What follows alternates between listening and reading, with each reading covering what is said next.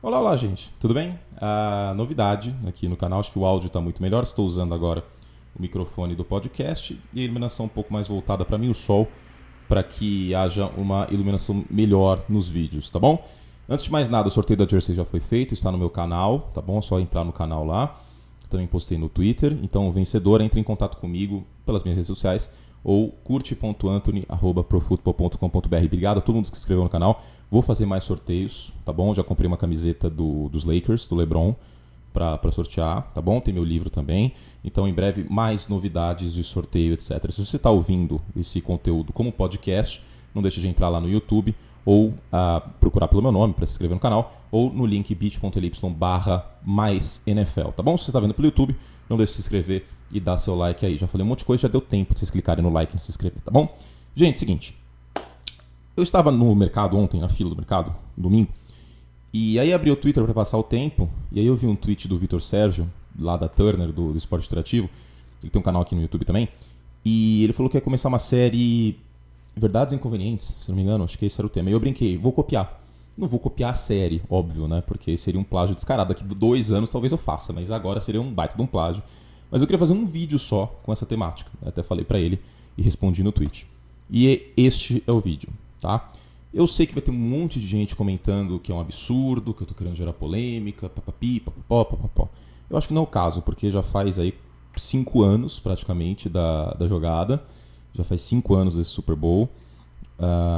Enfim, não é o caso, tá? Muito pelo contrário. Vocês sabem que eu tenho opiniões fortes, que eu tenho opiniões polêmicas, mas eu tenho um lado que eu quero mostrar mais daqui em diante de uma pessoa que estuda muito futebol americano. Acho que vocês podem ver por esses livros todos que estão aqui, né? Boa parte deles são de futebol americano. Tem alguns de beisebol também, alguns de basquete, mas boa parte, 60%, são de futebol americano.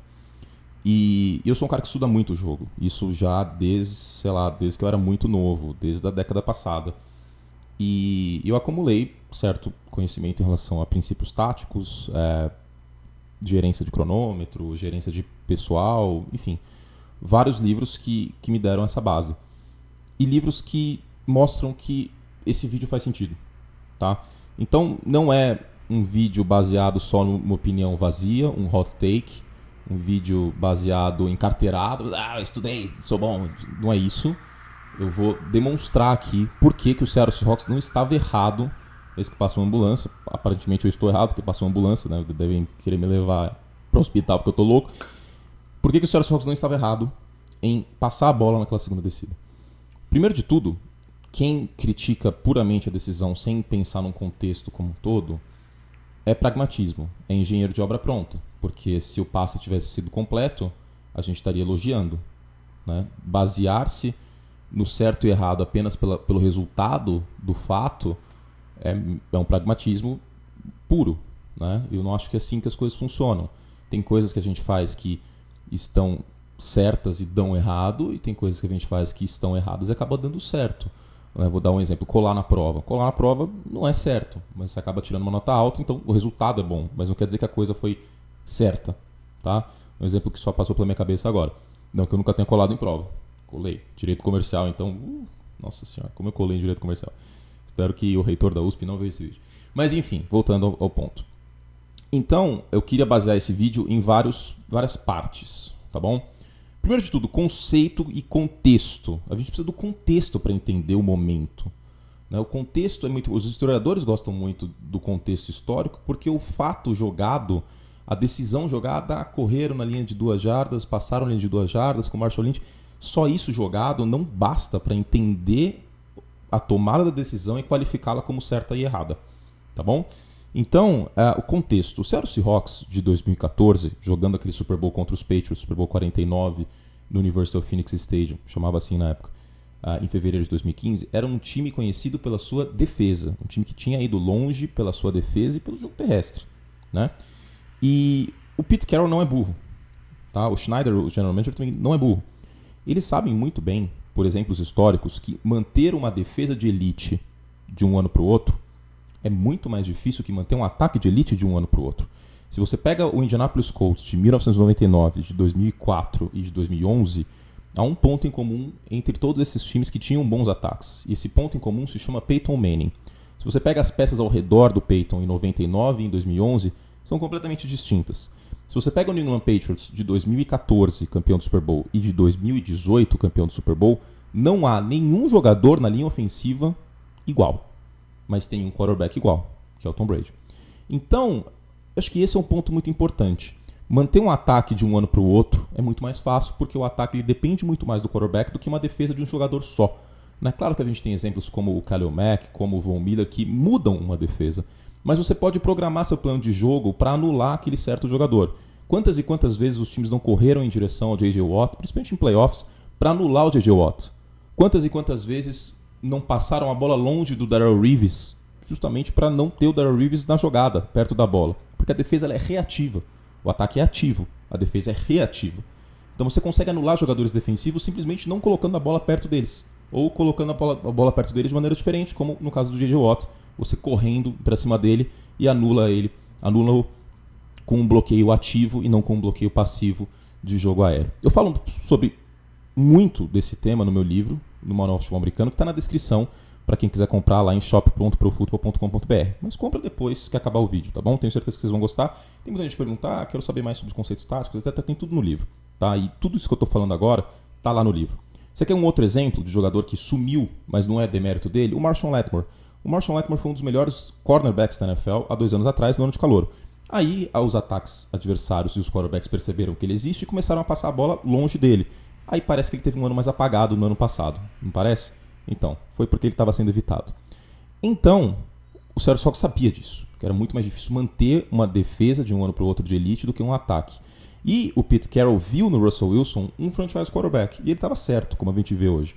O Seattle Seahawks tem um elenco completamente diferente daquela temporada de 2014, hoje, em 2019. Mas tem um elemento em comum, o Russell Wilson. Tem o Bobby Wagner na defesa também, mas tem o Russell Wilson no ataque. E se o Seattle Seahawks tem chance de ir para a pós-temporada para os playoffs em 2019, essa chance se deve ao Russell Wilson, que é um quarterback de elite. Eu já fiz um vídeo mostrando por que o Russell Wilson é um quarterback de elite. Então, o Pete Carroll já tinha percebido isso naquela época, mas ele precisava justificar um empenho no Russell Wilson e não na manutenção da defesa, porque seria muito mais difícil manter a defesa. Para você justificar esse tipo de coisa, você precisa de uma narrativa. A NFL e os esportes como um todo, eles são movidos a narrativas. Você sabe quem que foi o Dan Fouts? Provavelmente você não sabe, porque o Dan Fouts não ganhou o Super Bowl, ele nem chegou ao Super Bowl. O Dan Fouts foi um dos melhores quarterbacks do final da década de 70 e início da década de 80. Ele chegou numa final de conferência em 81, mas ninguém lembra dele. Ele foi muito importante na revolução do jogo aéreo que acontece do final da década de 70 para a década de 80. Você pega jogos da NFL da década de 70, era puramente jogo terrestre, um jogo chato. Tá? Um jogo chato, vou ser sincero, eu prefiro muito mais jogo aéreo. É um jogo chato. Então, ninguém lembra dele, porque ele não ganhou o Super Bowl. Daqui 50 anos ninguém vai lembrar do Philip Rivers ou do Tony Romo se o Philip Rivers, né, não ganhou o Super Bowl até hoje, se ele não ganhar. Mas todo mundo vai lembrar do Joe Flacco. Por quê? Narrativas.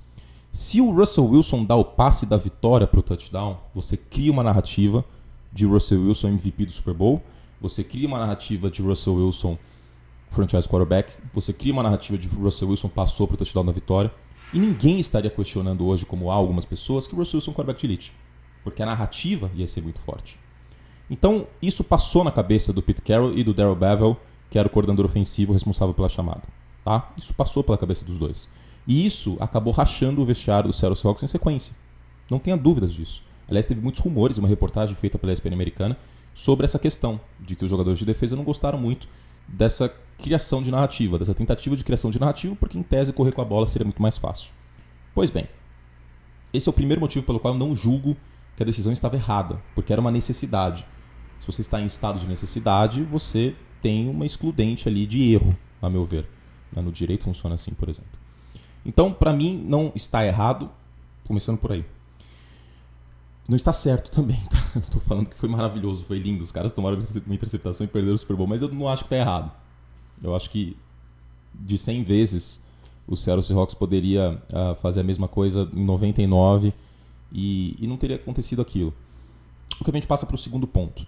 Sabe quantas interceptações houve naquela temporada em situações de goal line, na linha de 2 jardas, com um passe? Uma além daquela. Uma. É uma fatalidade, praticamente. É uma fatalidade. Quando você passa a bola na linha de 2 jardas, e existem inúmeros passes na linha de 2 jardas, eu vou dar um outro exemplo. Teve um Seattle Seahawks New England Patriots 2 anos atrás, se eu não me engano. Ou 1 ano atrás. puxa vida, agora eu não lembro, acho que 2 anos atrás, que tem uma quarta descida para gol, que o Tom Brady passa a bola pro Rob Gronkowski, e o Gronkowski não consegue o touchdown. Você vai me dizer que os Patriots estavam errados em passar a bola na quarta descida pro Rob Gronkowski? Só que essa decisão não é tão falada porque não foi no Super Bowl. Não foi na última jogada do Super Bowl. Mas os times passam em descida para gol. Por que os times passam em descida para gol? Por um motivo muito simples. O ataque não pode ser previsível. Se o ataque for previsível, a defesa, que como eu disse é reativa, ela sabe o que esperar. Se a defesa sabe o que esperar, ela marca melhor, porque ela vai saber em qual ponto do campo a bola vai. Ou se é jogo aéreo, se é jogo terrestre. Você quer um exemplo? O Eli Manning tem culpa nas interceptações que teve antes da chegada do Saquon Barkley.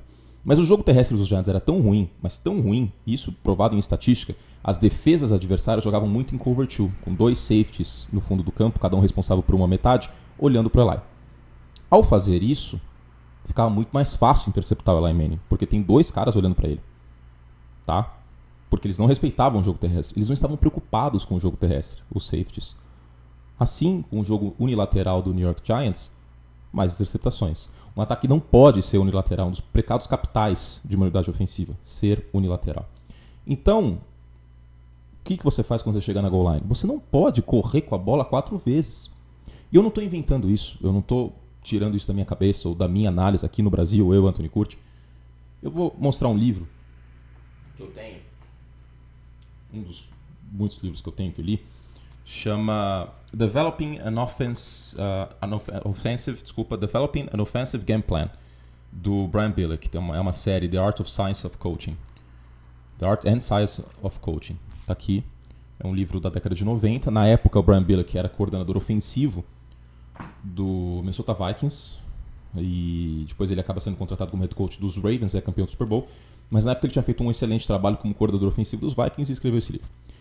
E um dos dogmas desse livro, que coordenadores ofensivos sabem, jornalistas que estudam na NFL sabem, que você não pode ser previsível no ataque, você precisa de um certo equilíbrio no jogo aéreo e no jogo terrestre. E aí vem o argumento. Curte, mas o Marshall Lynch era o melhor running back da NFL na época. Ou, curte, mas o Marshall Lynch era um dos 3 melhores running backs da época. Tudo bem. Mas vocês não podem esquecer que, a defesa do New England Patriots é uma das mais disciplinadas da NFL durante todo esse período da era Belichick. 2. A linha defensiva dos Patriots era muito boa contra o jogo terrestre. 3. Na primeira descida tem um tackle salvador em cima do Marshall Lynch de uma descida até maior. Então os Patriots estariam preparados para caso houvesse uma corrida. Não existe nenhuma certeza de que o Marshall Lynch entraria na linha de gol, entraria na end zone, conseguiria o touchdown naquela segunda descida. 4. Você ainda teria outras 2 descidas para correr com a bola. Se você for correr com a bola, e talvez a ideia fosse essa, que o touchdown acontecesse, você ainda teria 2 oportunidades, porque o passe seria incompleto. Como eu disse, teve uma interceptação nessas outras situações. 5. O Marshall Lynch era, estatisticamente, um running back ruim naquela temporada em descidas para gol na linha de 2 jardas. Isso aconteceu naquela temporada. Por mais que ele fosse um grande running back, naquela temporada ele não estava bem especificamente naquela situação de goal line. Então, por conta disso, eu não acho, sinceramente, que é a pior decisão do mundo passar a bola ali. Porque se o Seattle Seahawks passa a bola ali e é passe incompleto, tudo bem. Tem a terceira e a quarta descida para eles correrem. Tem até uma possibilidade de um sneak do Russell Wilson. Eu não sei. É uma fatalidade. Só que criou-se uma narrativa, e como eu disse, a liga é motivada por narrativas, criou-se uma narrativa tão forte de que foi um erro absurdo e que Russell Wilson é horrível porque foi interceptado e papapi, papapó, que as pessoas não raciocinaram o contexto e os motivos pelo qual aquela decisão foi tomada. Eu estou dando vários aqui nesse vídeo/podcast. Isso é importante. O ataque ele precisa ser equilibrado. A ideia do Seattle Seahawks também era de equilibrar aqueles sets de descidas. Se você corre no Madden 4 vezes seguidas, a chance da terceira ou a quarta corrida serem bem-sucedidas é muito menor, porque a defesa vai estar esperando isso. Com eles passando na segunda descida, na terceira descida, a defesa estaria o que os americanos chamam de defesa honesta. Defesa com as calças na mão. A defesa não sabe se vem passe ou se vem corrida. E aí, se for corrida, vai ser muito mais fácil conseguir fazer a infiltração nos gaps e o touchdown. Então, aquela segunda descida era, além de todas as questões de narrativa, etc., que eu já falei, meio que um boi de piranha. Porque você deixa a defesa preocupada, você deixa a defesa pensando nas possibilidades. Isso é muito importante de dizer. E isso não só naquele set de descidas, mas nos ataques da NFL como um todo são importantes. Dito isso, o meu último ponto. Mérito do New England Patriots. Para quem assiste o documentário America's Game, que conta a história dos campeões do Super Bowl, tem no Game Pass para quem assina. Assistam os de 2014 dos Patriots.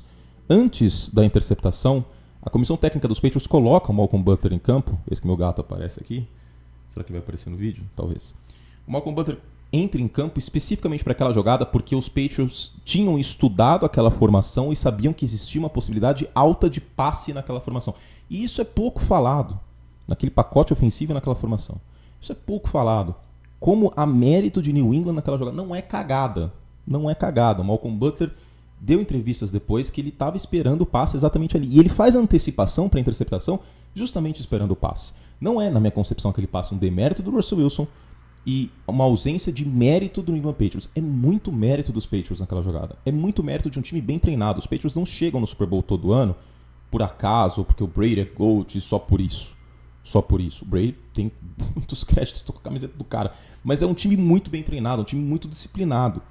Então existe muito mérito dos Patriots nessa questão também. Será que todo esse mérito dos Patriots, o contexto de narrativa de fazer o Russell Wilson franchise quarterback para as decisões que foram tomadas, de qualquer forma essas decisões foram tomadas depois, de priorizar o Russell Wilson em contratos e na montagem do elenco, de equilíbrio no ataque, de passe e corrida. Será que tudo isso que eu falei não demonstra que a decisão não foi errada? Sinceramente. Porque ela não foi errada. O resultado foi errado. O resultado foi terrível. O resultado foi a perda do título do Super Bowl. Mas a decisão não foi errada. É pragmatismo. É pragmatismo e é ignorar todos os conceitos que permeiam o esporte. Sejam conceitos táticos, como eu falei, demonstrei com o livro, que inclusive falam isso no livro, sejam conceitos de essência do esporte, de vestiário, etc, etc. Então, do fundo do meu coração, eu não acho que foi uma decisão errada. Eu sei que tem muita gente que não vai entender, mas é isso. Na minha concepção, não foi errado. Não foi errado. Eu vou defender isso pro resto da minha vida. Não foi uma decisão errada. Foi um resultado errado. Mas eu, se eu fosse o Darrell Bevell, se eu fosse o Pete Carroll, e talvez até o próprio Bill Belichick, teriam feito exatamente a mesma coisa. Se você é técnico aqui no Brasil, se você faz parte de alguma comissão técnica, talvez você tivesse feito a mesma coisa, porque você não ia querer correr 4 vezes num set de 4 descidas para ficar óbvio que a corrida viria, porque estaria absurdamente previsível. Ainda mais contra uma defesa boa, contra uma defesa disciplinada como a defesa dos Patriots. Você teria que fazer ela sair do lugar de alguma forma. Aquela foi a forma encontrada, só que o Seattle Seahawks não contava com ainda mais disciplina, ainda mais mérito dos Patriots. É isso. É isso. Então, enfim, espero convencer alguém disso. Eu sei que foram feitas muitas piadas em relação ao assunto. Até hoje são feitas. Muito por conta disso ainda existe uma pecha com o Russell Wilson, que é um grande quarterback. Para mim é um dos 10 melhores quarterbacks da NFL, sem sombra de dúvidas. Para mim estará no Hall da Fama. Para mim merece ser o quarterback mais bem pago da NFL no momento. Outro vai ser daqui 2, 3 meses, mas no momento ele merece. E é isso. Tá bom? Gente, as camisetas que eu uso, como essa do Brady, com a silhueta, outras tantas, além do meu livro de fantasy que está na pré-venda, vai até o final do mês a pré-venda, viu? Com 25% de desconto. Então lá em shop.profutbol.com.br shop.profutbol.com.br. Não deixem de entrar e adquirir as camisetas, além de comprar o livro, tá bom? E com o cupom CURTE, meu sobrenome, seu RTI, você tem mais desconto na loja, tá bom? Aproveita lá. Fizemos todos o estrago que podíamos. Um beijo carinhoso e espero muito ter convencido alguém. Se eu convencer uma pessoa só, eu vou estar satisfeito. Tchau, tchau.